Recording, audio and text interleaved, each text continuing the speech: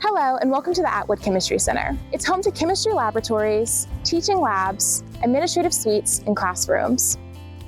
The central atrium is home to our chemistry library, which is bathed in sunlight throughout the day from its ceiling skylight.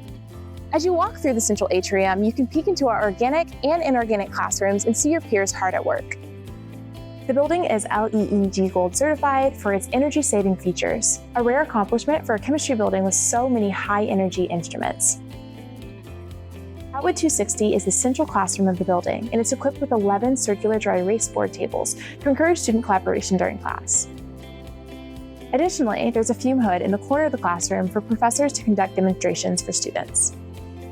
Emory is a renowned research institution, and Atwood is home to most of the university's chemistry research.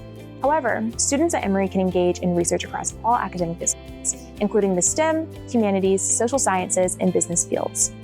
Our university offers research opportunities to students in every stage of their academic careers.